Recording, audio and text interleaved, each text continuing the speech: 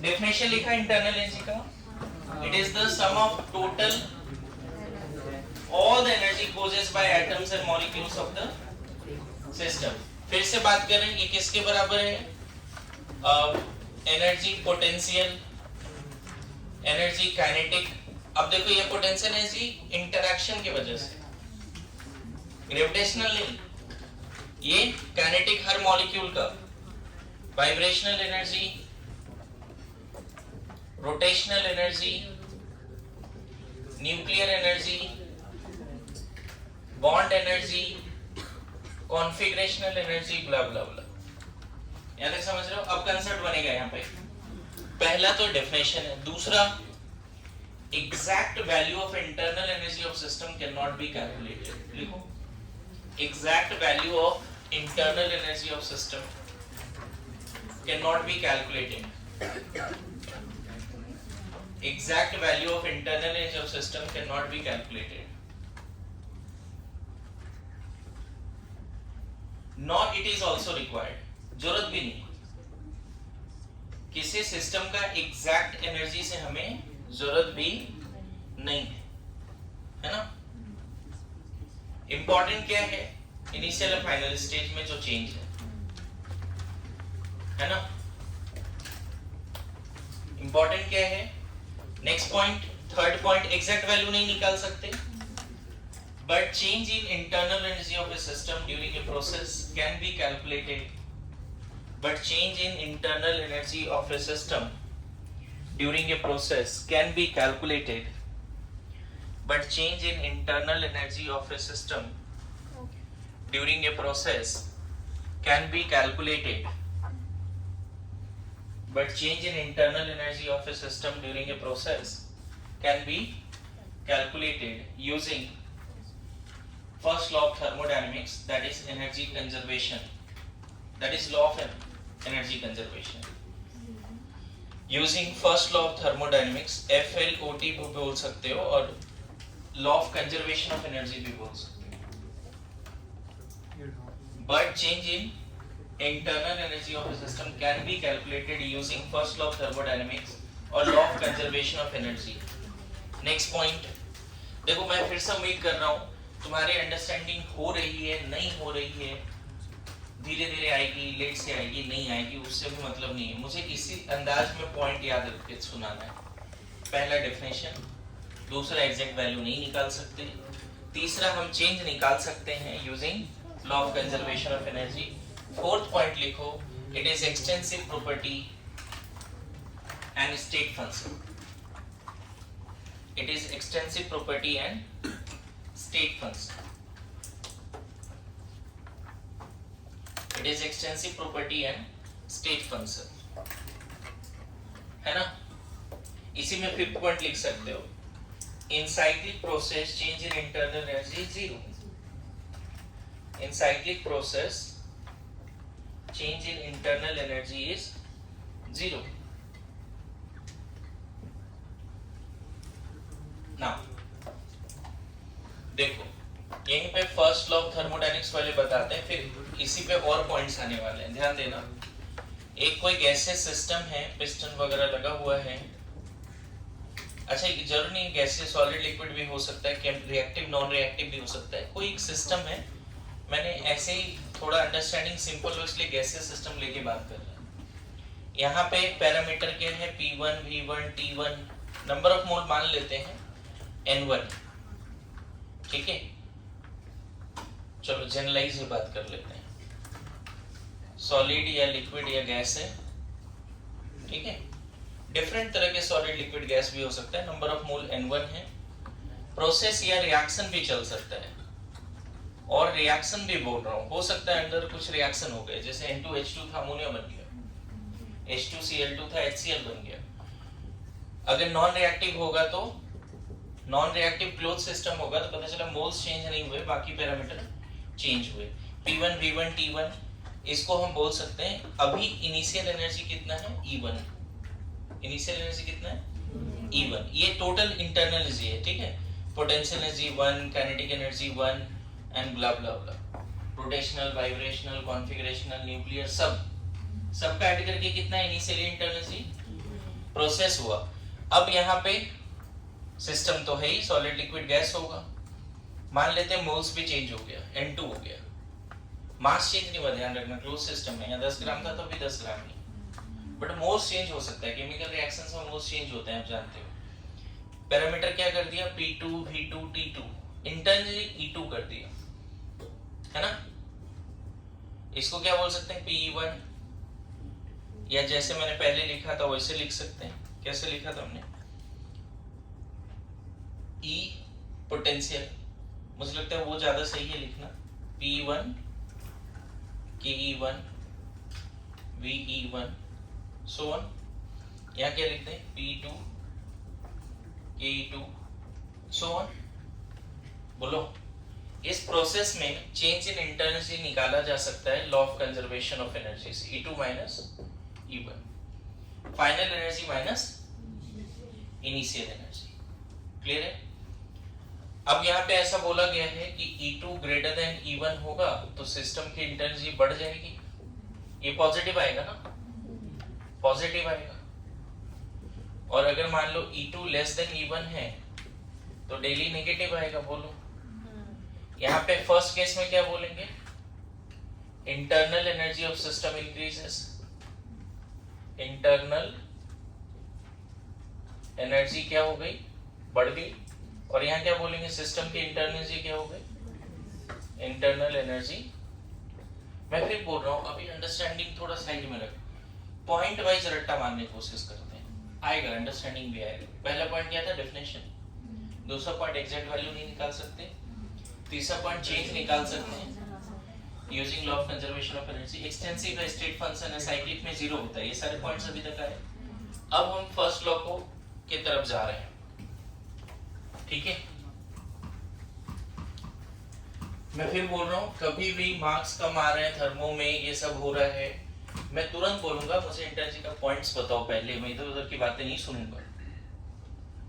मेरी बात समझ रहे हो मैं क्या बोल रहा हूँ। तुम बोले सर मार्क्स नहीं आ रहे थर्मो में, उन्होंने इंटरनल का पॉइंट्स जो लिखाया था वो बता, उसके बाद मैं सुनूंगा वो सारी चीजें। अभी तुम क्रॉस क्वेश्चन कर सकते हो कि सर अभी ये पॉइंट में ये नहीं आ रहा है समझ में, है ना, ये क्रॉस क्वेश्चन कर सकते हो। कोई ऐसा पॉइंट जो नहीं है समझ में, एक डेफिनेशन है, it is sum of all kinds of system possess by atom molecule vibrational rotational kinetic सब ब्ला ब्ला ब्ला। दूसरा एग्जैक्ट वैल्यू, जैसा डेफिनेशन है एग्जैक्ट नहीं निकाल सकते। अब इसको क्या ही एक्सप्लेन करें, मैं बोलूं तुम्हारे पास कितना एनर्जी है बताओ, एग्जैक्ट नहीं बोल सकते। यू एज ए सिस्टम तुम्हारे पास कितना एनर्जी वो नहीं बता सकते। क्लियर है। हाँ, लेकिन इस जर्नी में चेंज बताया जा सकता है ना। मान लो अगर मैं नीट का ही बात करूं तो अल्टीमेटली हुआ नहीं हुआ वो चेंज मैटर करता है। मेरी बात समझ लो, तो डर लगा ना इस लाइन से, तुरंत दुनिया वाले क्या देखेंगे, ये सिलेक्ट हो गए कि नहीं हुए, ऐसी वाली बात करते हैं। तुम्हारी जर्नी नहीं देखने जा रहा है, वो तो हम और तुम देख रहे हैं कि कितना मेहनत है ना। मेरी बात समझना। तो एनर्जी तो सबके पास ही है, अब वो कैसे कन्वर्ट होगा उस पर बात कर लेंगे। एक्सटेंसिव मतलब जो सिस्टम के शेप साइज वॉल्यूम पे डिपेंड करे। State function, change in internal depends only on initial and final, not on the path taken, just like displacement. याद करो। तो ये सारे पॉइंट्स में कुछ ऐसा समझने लायक नहीं है अभी फिलहाल के लिए। एक तो ये पार्ट हो गया। दूसरा ऐसे सोचो कि मान लेते हैं यहाँ सिस्टम है, हमें नहीं पता सॉलिड है, लिक्विड है, गैस है, सिस्टम है, इसकी अपनी कुछ तो एनर्जी होगी ना इनिशियल, काइनेटिक पोटेंशियल सारे सम करके कुछ तो होगी इसकी वैल्यू। मान लेते हैं EI उसकी वैल्यू। बाहर से तुमने इस पे जो वर्क किया वो तुम्हें पता होगा, वर्क कैन बी कैलकुलेटेड, उसका फार्मूला देखा है तुमने एग्जैक्ट वर्क का। वर्क एक चेंज है, सिर्फ E चेंज नहीं है, E उनके सारे पॉसिबिलिटीज का सम है। मेरी बात समझना। E नहीं निकाल सकते, डेली निकाल सकते हैं, और ये ऑलरेडी चेंज ही है। इसको हीट कितना दिया, Q। Let a system having internal EI initially, आपने उसको वर्क किया उस पे W और Q अमाउंट ऑफ। अब इस सिस्टम के पास एनर्जी हो गई, मान लेते हैं E फाइनल, फिर से रिपीट कर रहा हूं, इसके पास पहले से एनर्जी कितनी थी, E1 EI, ये सब का समेशन है, initial kinetic, initial potential, rotational, vibrational, सभी का समेशन है ये, चलेगा? बोलो। बाद में तुमने, ये तो था ही उसके पास, बाहर से थोड़ा वर्क कर दिया और थोड़ा हीट भी दे दिया। अब इसके पास जो फाइनल एनर्जी है वो E फाइनल है। Law of conservation of energy से बोलेंगे E final must be equal to initial energy plus energy absorbed due to work plus energy absorbed due to heat. System ने एनर्जी ले लिया ना बाहर से, तो अब उसके पास फाइनल एनर्जी क्या हो जाएगा, इसको इधर ले जाओ, E final minus E initial. यही तुम्हारा फर्स्ट लॉ ऑफ थर्मोडायनेमिक्स है। This is the first law of thermodynamics. Change in internal energy of the system is equal to heat absorbed plus work done on the system. यहाँ पे ये दोनों positive तब लेना जब हीट एब्जॉर्ब हो और work done on the system, otherwise इसके वेरिएशंस हो जाएंगे। अगर मान लो डेली किसी ने साइन कन्वेंशन के साथ Q माइनस W बोला, तो बोलेंगे Q is the heat absorbed and W is the work done by the system. किसी ने डेली इक्वल टू बोल दिया minus Q plus W, Q is the heat released, work done on the system, है ना? किसी ने daily equal to बोल दिया minus Q minus W, heat भी रिलीज हो रहा है और work, heat release by the system, work is done by the system.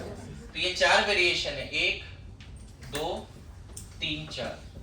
ये वेरिएशन यहाँ क्या है, heat absorbed and work done on the system. तो यही तुम्हारा फर्स्ट लॉ ऑफ थर्मोडायनेमिक्स है। कैसे डिराइव हुआ समझ में है? बोलो, क्लियर हो रहा है? एक तो मैंने ऐसे रैंडम बोल दिया, प्रोसेस के बाद, प्रोसेस से पहले क्या था E1, प्रोसेस के बाद क्या E2, चेंज हमने ऐसे बोल दिया। लेकिन हम यहाँ नहीं बोल रहे कि बाहर से कितना हीट लिया नहीं लिया, एक तो ये भी बोल सकते हैं।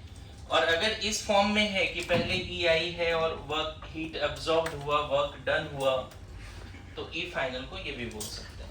लिखिए, जल्दी से लिखिए।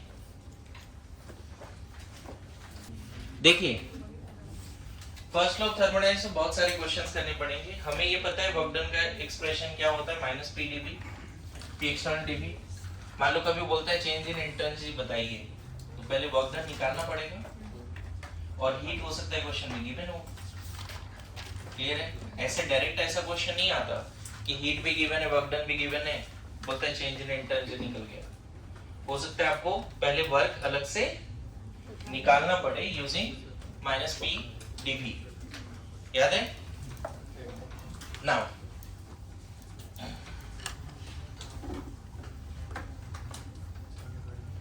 देखो, एक इम्पॉर्टेंट जो होमवर्क दिया था, अगर वो किया होगा, काइनेटिक गैस थ्योरी, जो काइनेटिक गैस इक्वेशन, अगर वो सच में डिराइव किया होगा तो अभी फिर समझ में आएगा, क्योंकि वो पार्ट है नहीं यहाँ पे, उसको फिर डिराइव करे उसमें टाइम जाता है।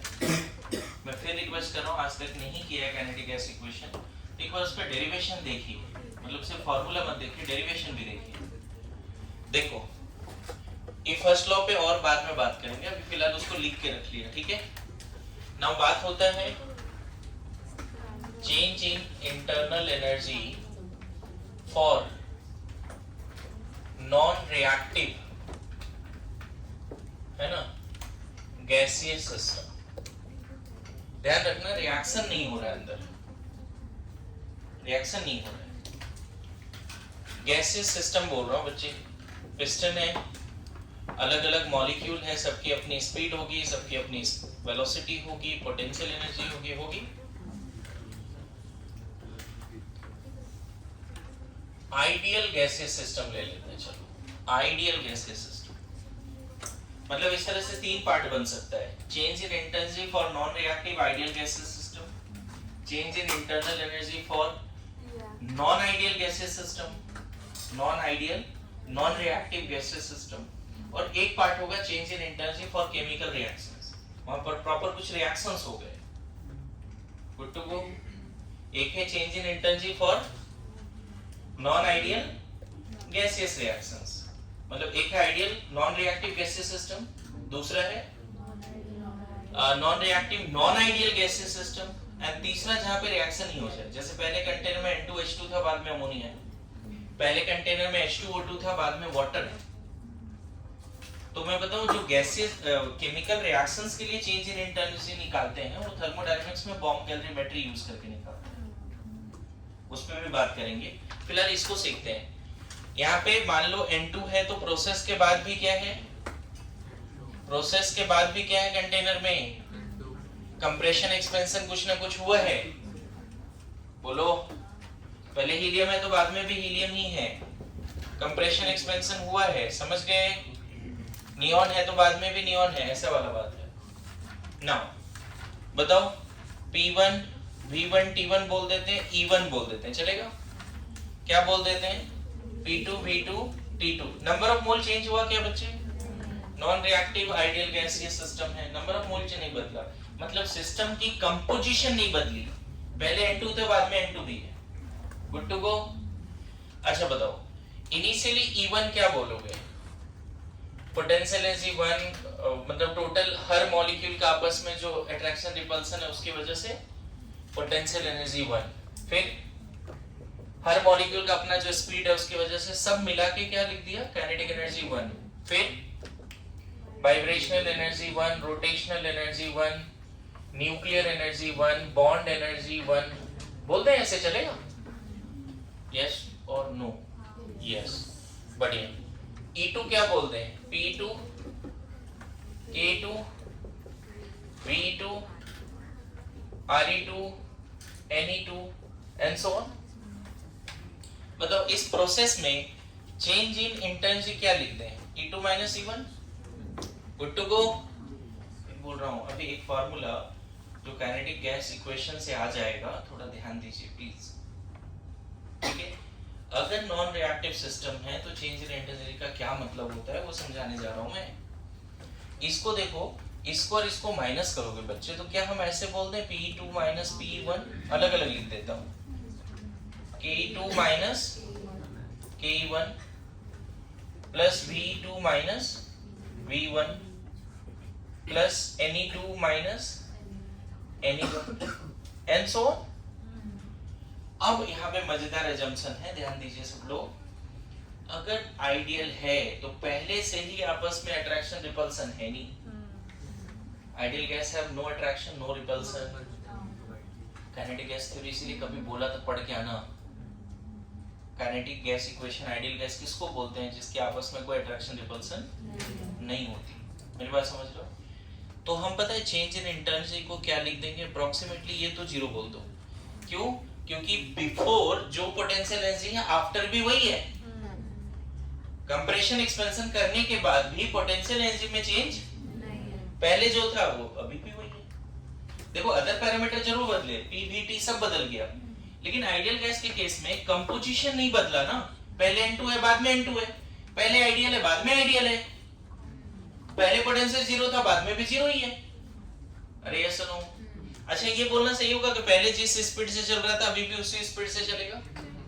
कंप्रेशन एक्सपेंशन हुआ है, टेंपरेचर बदला है, काइनेटिक एनर्जी कंपोजिशन सेम रहने के बाद भी मॉलिक्यूल्स की स्पीड तो बदली होगी।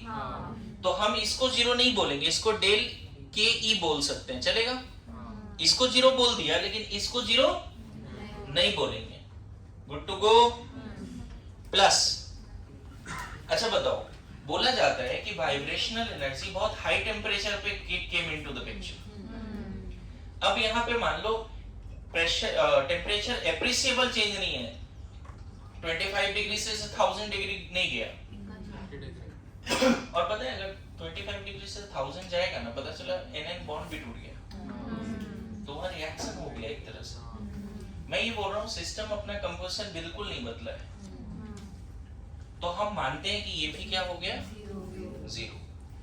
अच्छा पहले जो न्यूक्लियर एनर्जी था अभी वही, कुछ बदला ही नहीं, कंपोजिशन ही नहीं हुआ, न्यूक्लियर रिएक्शन कहाँ हो रहा है? तो इसको भी 0। पहले जो रोटेशनल था अभी भी उतना ही रोटेशनल है, ज्यादा नहीं बदला है चीजें, वो भी क्या? 0। तो मैं बताऊं नॉन रिएक्टिव आइडियल गैस के लिए जो चेंज इन इंटरनल एनर्जी होता है वो किसके बराबर होता है बच्चे? अप्रोक्सीमेटली। नो डाउट यहाँ पे अप्रोक्सीमेशन है। क्या क्या अप्रोक्सीमेशन है? कि पहले तो नॉन रिएक्टिव आइडियल गैस है, दूसरा, आइडियल गैस में ही एजम्पशन है कि नो अट्रैक्शन नो रिपल्सन, तो change in internal energy approximately equal to change in, किसके लिए बात करें ये, आइडियल गैस। मेरी बात समझ में आ रहा है? अब जो मैं तुमसे उम्मीद कर रहा था, काइनेटिक एनर्जी किसी भी गैसियस नॉन रिएक्टिव सिस्टम के लिए डेरिवेशन का पार्ट है। अगर यहाँ गैसियस नॉन रिएक्टिव है, नॉन रिएक्टिव आइडियल, तो काइनेटिक गैस इक्वेशन से काइनेटिक एनर्जी आता है F/2RT।